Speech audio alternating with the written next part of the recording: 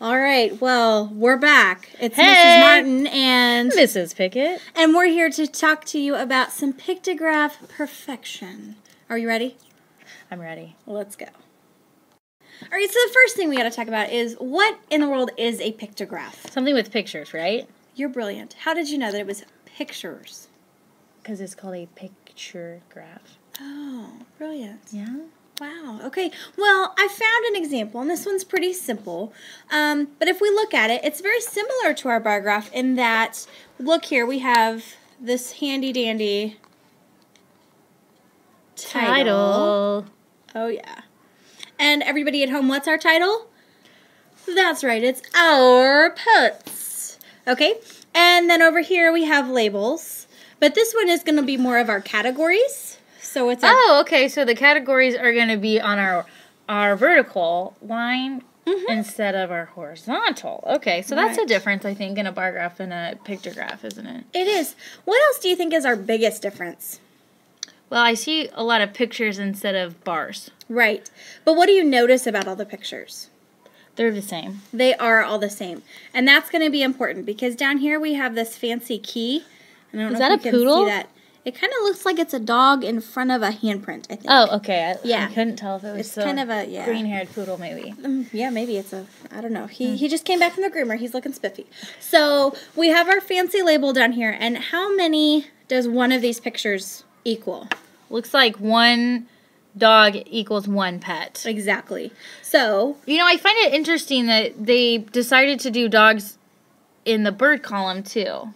well, I think they do that to show you that down here their key represents every single animal. And since we all know about dogs, that just made it easy. They picked an easy picture to use over and So over even again. though this top category is a bird, they decided to go ahead and do dogs for everybody. Right. Just to Okay. make it standard through the whole thing. Okay. Easier to understand.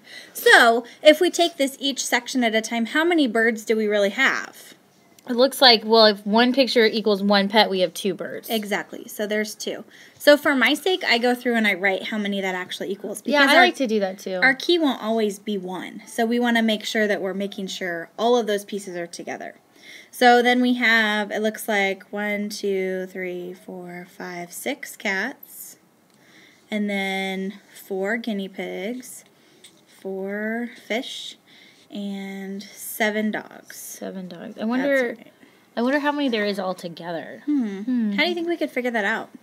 Let's add. We should add all of the animals up. Okay. Maybe that could be a challenge for our Ooh, I like it. listeners. Maybe you guys can tell us how many animals we actually graphed in this picture graph. I like it. Okay, and that's really all there is to a picture graph. There's not a lot of extra labels and axes that we have to label. It's just the categories, the title, and then all of our pictures. And the most important part is our key. That is a pretty big difference, though, is that key, because our bar graphs didn't have keys. But so if we want to true. do the picture, we definitely need a key somewhere. Absolutely. Every time, even if it equals 1.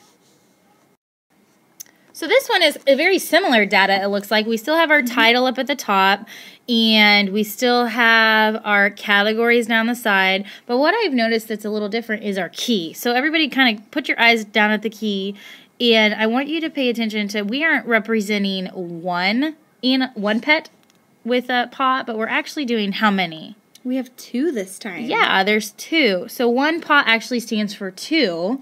Oh, that's going to be important. That's And kind of that, tricky. that is confusing because it looks like for the cats that we actually only have 5, but one paw stands for 2. So instead, it's almost like a multiplication problem. It is. So I would do 10 times 2 to get, 5 times 2 to get 10. Okay.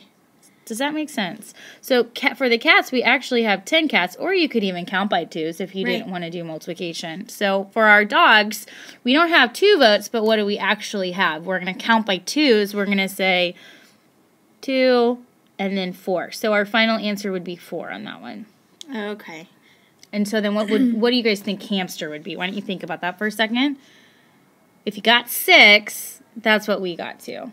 Very good. The other thing I noticed about this graph is that the pictures seem to be a lot simpler than our other one. If I'm doing the graph, I'm probably going to create a graph that looks closer to this because that symbol, the paw print, is way easier to draw than a poodle in front of a paw print. Yeah, So. or a smiley face. I like smiley faces is what I use yeah. a lot. Even if I'm doing pets, I like to draw smiley faces because it's easy for me to draw. So that's a good point. All right, this one looks very similar. This time they chose to use the pizza symbol, which is a triangle. They've got theirs a little colored, but the new thing to notice here is the first thing we got to check with a picture graph is what is our key. That's the most important part. And in this one pizza slice equals 5 pizzas now, so we're really bumping it up. So if we look at cheese and we count by 5s, I like how Mrs. Pickett was drawing right on them so we can keep track. So I have 5. Ooh, that's not a very good color for this. I have 5, and then I have 10, 15, 20, and 25 pizza toppings. So I'm going to do 25 out to the side so I remember. That's my number. So at home, we want you guys to finish figuring out how many does each of these types of pizza have, and then we'll be ready to share that in class. All right, guys, now it's time for us to draw it together so you guys know when you get to make your own, you know exactly the steps you want to take to actually draw your own picture graph. So what should be our first step, do you think, Mrs. Martin? Well, we probably need to know what's our data going to be. What is our data going to be? Okay, so it looks like we're going to do favorite sports this time. So why don't we decide what picture we want to use? What do you think we should do? I think a smiley face is probably the easiest. Okay. Then we'd have to spend a lot of time drawing it out. And it looks like we have numbers everywhere from 2 to 9.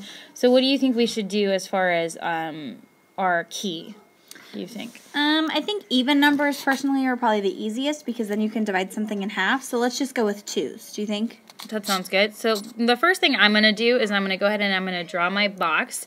And I know I need to have, let's see, 1, 2, 3, 4, 5, 6 choices. I'm going to just, oops. Let's see. Let me move my data up a little bit. There we go. So I'm going to make sure that I have 6 places for 6. And I hope I don't get too messy here. Let's see. 1, 2, 3, 4, oops, 5, what do I have here? 6. I've got 6. Okay, so then I'm going to draw, I'm going to have to do my labels in here. So my first one is going to be, I'm going to just kind of keep them in the same order, don't you think? Sounds good. I'm going to do baseball,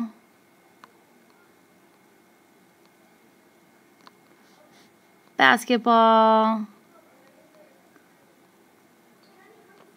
tennis, soccer, swimming, and skating. So what should we do next, Mrs. Martin?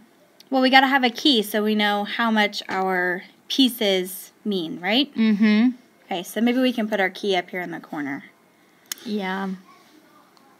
So let's put our key here. It would probably be better to make our key towards the bottom, but just for room, since we're kind of running out of room, it's okay for the top. So I think we decided on key was 1 smiley face is 2 equals 2. Right? Right. Okay. Perfect. So now really all we have left to do is we have to draw our smiley faces. And the one thing I think that's important for us to remember is we want to make sure we count as we draw so we don't draw too many. And sometimes I forget my key, so it's nice for me to be able to go back to it and look at it.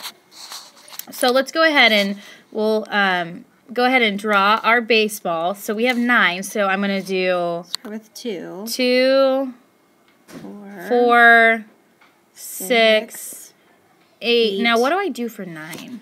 Well, you're not going to have a whole circle because then you'd have too many. That'd be representing 10. So can we do half circles or like a half symbol? Yeah, so maybe something like that. Perfect. Okay. Okay, so if it's an odd number, we just do half a smiley face. Awesome. Okay. So basketball is going to be 6. So again, we're going to do 2, 4, 6. That one worked out pretty nicely. Tennis, we've got 8. So we'll do 2. That one will work nice too. 4. Oops, 2, 4, 6, and then 8. Now, why don't, Mrs. Martin, I'm going to let you do soccer and swimming and skating. Okay, so soccer is going to have 5, so I'm going to start with 2, 4. Oh, I went too far. I got carried away.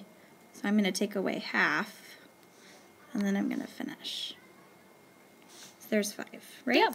Okay. Looks good. And then swimming's going to be 2. Perfect. And then 3, so I've got 2. Oops, he's got a nose. And then 3. And you know what I noticed, Mrs. Martin, we do need to make sure we put on here before we're totally finished is we need a title. We need a title. You're right. So what should our title be? How about students' favorite sports? Students' favorite sports. All right. Anything else we need on this one? I don't think so. These are a lot easier to put together than bar graphs. There's not as much to label. Perfect. The tricky part is knowing what the key means. All right. All right, guys. Well, thanks so much for watching. And your joke for today, it's actually a riddle, comes to you from Mrs. Martin. All right, so riddle me this. Mary's father has 5 daughters. Nana, Nini, Nai, No. What is the 5th daughter's name? Okay, good luck. We'll see you tomorrow or the day after. Bye.